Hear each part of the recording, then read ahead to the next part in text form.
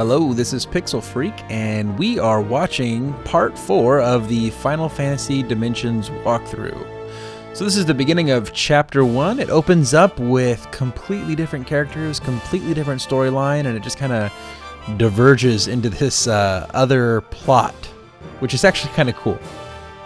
And don't worry, it all comes back around. It is a unified story. You're not going to play two different games at the same time. That would be really weird. It'd be really weird if you were just like the whole thing was two different games. So here we go. Logo and Chapter 1. Where's it at? There it is. Reckoning.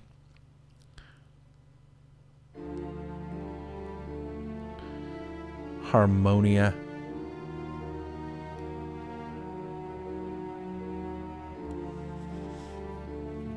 Definitely a level of irony there with the idea that Harmonia is the town that's covered in snow, very desolate looking, yet soldiers moving around dead bodies or something, and they're like kicking the crap out of the citizens. Very harmonious.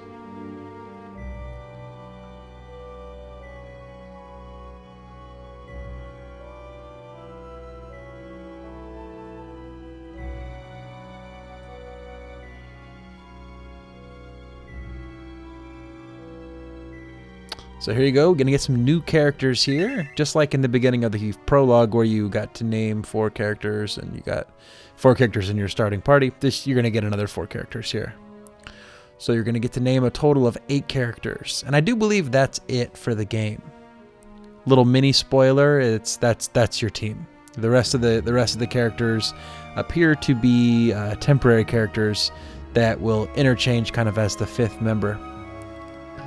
Kind of like the Red Mage was in the prologue.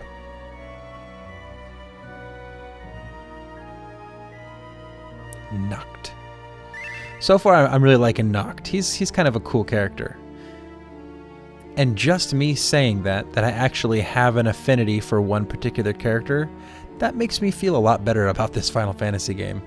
I read an article today on Kotaku talking about the slow death of Final Fantasy, and I'd have to say, as much as I kind of disagreed with the article in the grand scheme of things, when you look at it kind of on the micro level, there was a lot of things to agree with. I think one of the real big problems that they've run into with the Final Fantasy series is that they always have these very convoluted stories that are just almost impossible to understand what the hell's going on until you've beat the game the first time. And then the second time you go through the game, you're like, wow, this is actually pretty genius. I remember kind of thinking, playing Final Fantasy X, that the story just made no damn sense. And now I honestly think that it's relatively genius. Some of it doesn't make sense. Some of it's still kind of nonsensical. But there's a lot of it that's a lot of allegory in Final Fantasy X.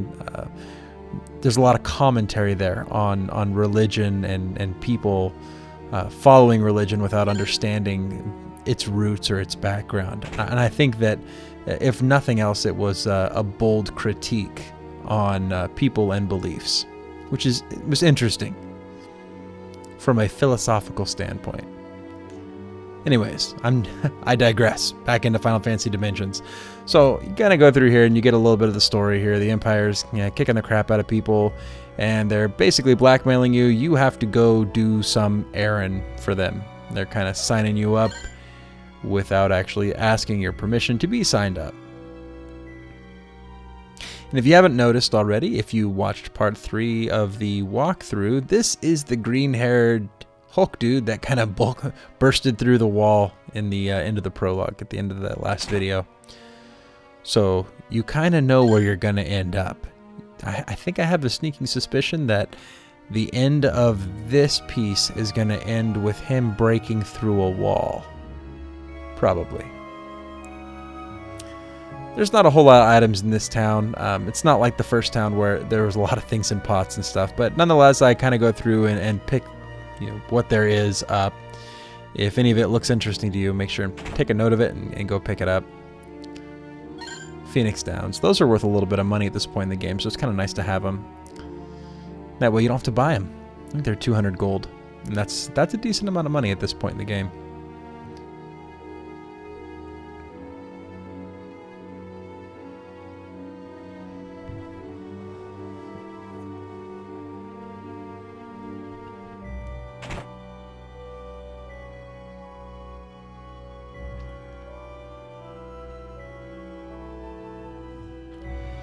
So what I'm doing here, I haven't done this entirely consistently through the game. I do try to talk to a lot of people, and I know some people are going to appreciate that in watching this walkthrough. It's like, oh, I get to kind of walk through the story a little bit too.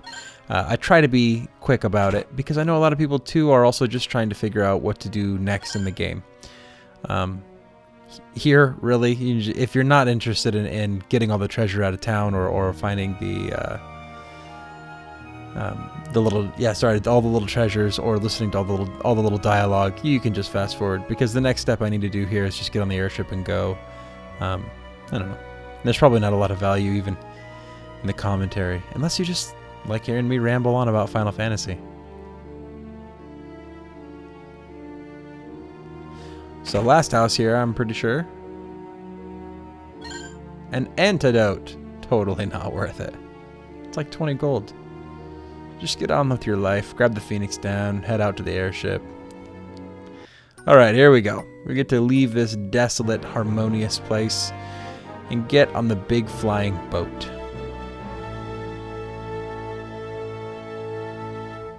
There's nothing in any of these spots. Or those ones.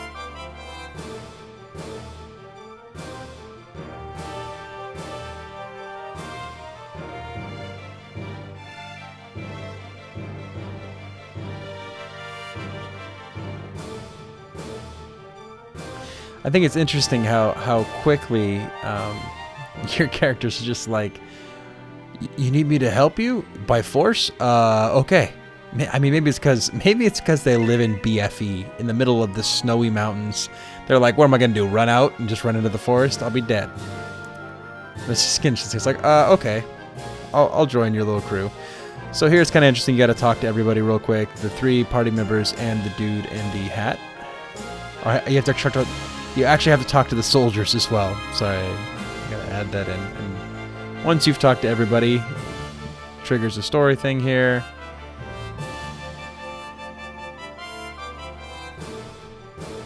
And then Sid comes out, and then I think you got to do it all over again, if I remember correctly. You have to talk to all your party members.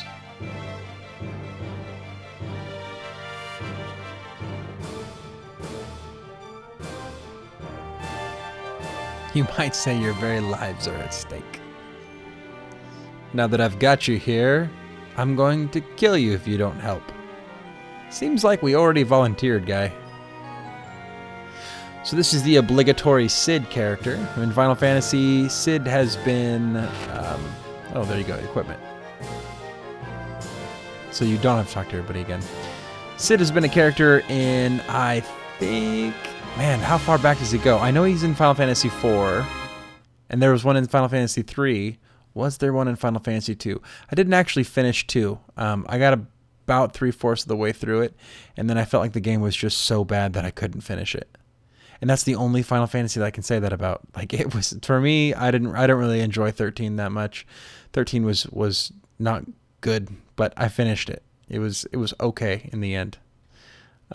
The rest of them I've really liked. I've liked most of them. 2 was just really hard. It was really hard to enjoy too. The systems were all messed up. The fact that it was just way too open world, couldn't hold my attention. So here, they just get on the ship and they've ordered you to go and visit the crystal, which is kind of where you knew you were going anyways. This guy up here with the pot will give you a free free HP and MP, and the guy sells you items. So take note of that and pick up a few items if you'd like to.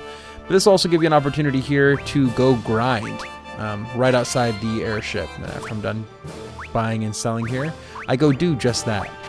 There will be a cut in the video briefly while I'm grinding, because who the hell wants to watch me grind?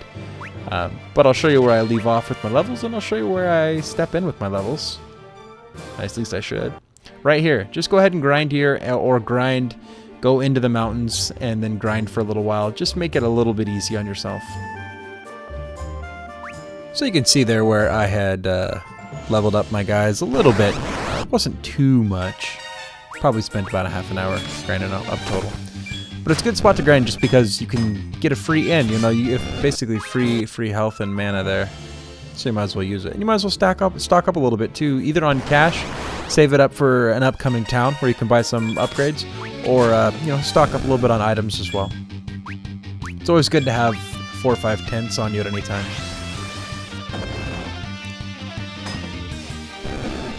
So again here, you still don't have jobs yet, so it's probably best just to put decent items on your guys as you find them. Weapons, I mean. Anything relatively physical, and then just use auto attack. This team's a little bit different because you don't actually get access to a weapon store, so you are kind of left with either weak characters, rod, staff, whip. Whip's not too bad.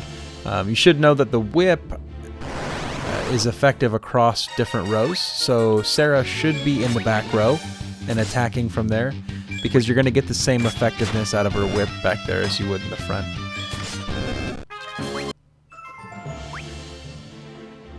It's unfortunate. Sarah is a near useless character at this point in the game, just because it looks like they kind of set her up to be the summoner in the game, and she just doesn't have any of that summoning ability yet, and so she is almost useless. She just gets the whip.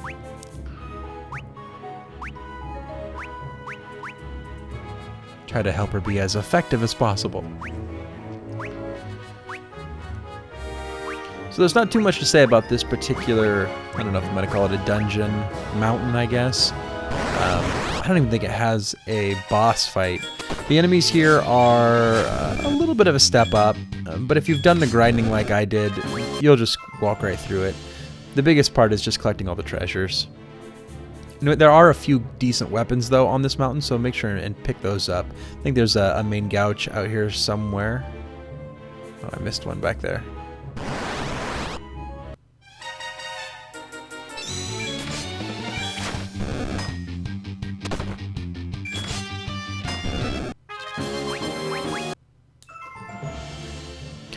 I do believe there's some enemies out here that can cast stone on your allies, but it's slow affecting, and so it doesn't usually set in by the time you end the fight. So as long as you don't do that, you don't have to use any gold needles. All that effort for an antidote.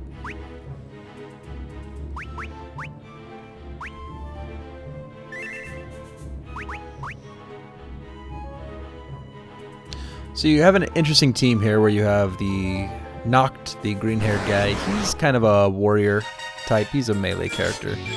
And you have Dusk, who's a white mage, Alba, who's a black mage, and Sarah, who's set up to be a summoner but has no magic. The other two do have magic, the white mage and the black mage, so you should use them as such, unless you're using auto attack like me and just being lazy, which I almost recommend still.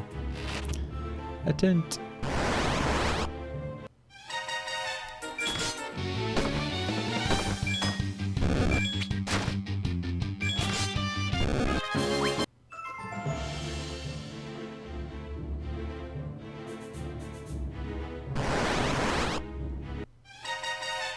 So this is actually one of the areas that I got really frustrated with because there are so many battles.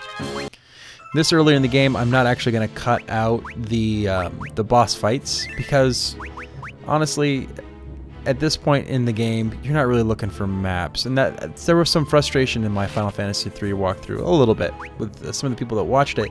The problem was that I kept all the fights in there, and I should keep some of them because some basic strategy is really nice to see. But I had them all in there, and some people just wanted to see, how do I navigate through this place? It's an immense amount of editing that I'd have to do to edit out every single fight, and really, it's just not worth my time to have to do that. It might detract from the walkthrough a little bit. I may do that some in this particular walkthrough, especially towards the end of it, where the dungeons are a little more complex and people are looking for a walkthrough on how to get through a particular dungeon. But here in the early parts of the game, the fights are quick. They may be frequent, but they're quick, and people aren't really looking through the dungeons, so suffer with me. It's unfortunate I'm gonna have to leave them in there. It's just not worth my time to have to go out and edit every single one of them out. So save up, but you might not necessarily need to use a tent there, especially if you haven't been using too much magic, just because I don't believe there's a boss battle in this particular dungeon. There we go, called it a dungeon again. This particular mountain. It's a mountain.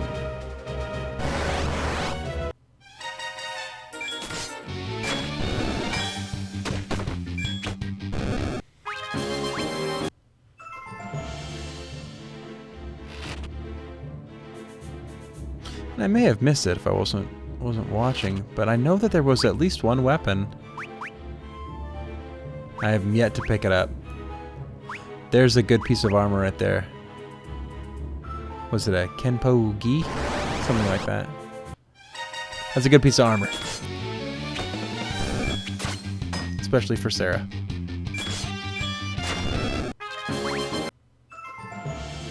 Of course, with your characters all being jobless, there really isn't much of a requirement on the gear that you're allowed to equip. You basically equip whatever you want to on your characters. If it's available at this point in the game, you're allowed to wear it with anybody, which is kind of nice because I prefer at this point to just equip swords on everybody and use them all as warriors. These bombs, you gotta watch out. If you bring them too close to death and they get to take a turn, they will self-destruct on you, and it hurts a little bit, but it's not an actual death warrant for one of them to hit you with self-destruct. Some of the other Final Fantasy games in the past, it has been a death warrant. You get one of them to self-destruct on you, and they'll take out one or more of your characters. But they do self-destruct, so watch out for that. I try to make quick work of them if I can. I'll either not touch them at all until the end of the fight and then finish them off last, or I'll focus on them, and I just put, whenever I start to attack them, I put all of my firepower behind killing one at a time. Just like that. Just auto attack works real well for that. Oop, missed one.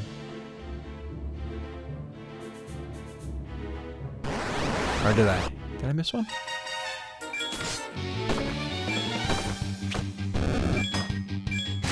So yeah, it looks like I got a bow.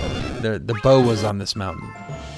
That bow is actually a pretty good piece of equipment. It's a pretty good... It keeps one of your caster-type characters in the back row and lets them do full damage from the back row. If I remember correctly, it's not quite as accurate as some of the melee weapons. A spear, that was what was on the mountain. So definitely equip that on her, but that takes away her ability to be in the back row. You'll see here, sometimes it ignores rows. So... here I chose to leave the whip on her. Oh, I put the spear on him. That's not a bad idea.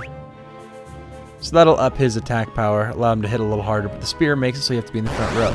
You can't use the spear from the back row, it'll half the damage.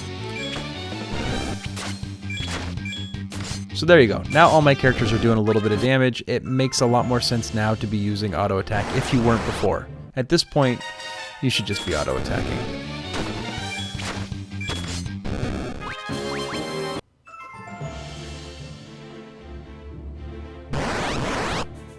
Fight after fight. This is a very frustrating area.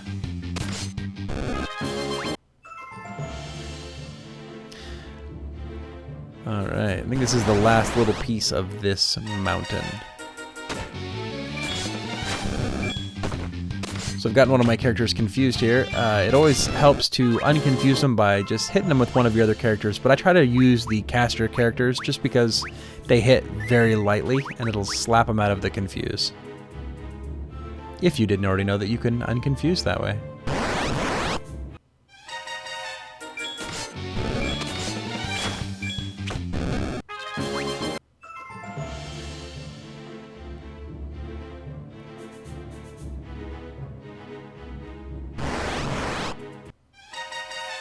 It's a bugbear.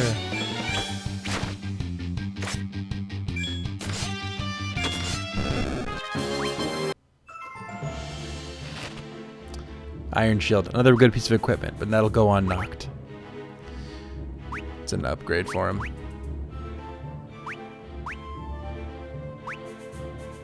Occasionally through the game you'll see me do that, where I just go into the equipment screen and flip through and optimize everybody's equipment. You do have to be a little bit careful with that because there's some pieces that are actually higher stats than another piece, but the other piece is what you want to use because of some particular effect. So if you are in that situation, make sure to watch your equipment when you go to optimize.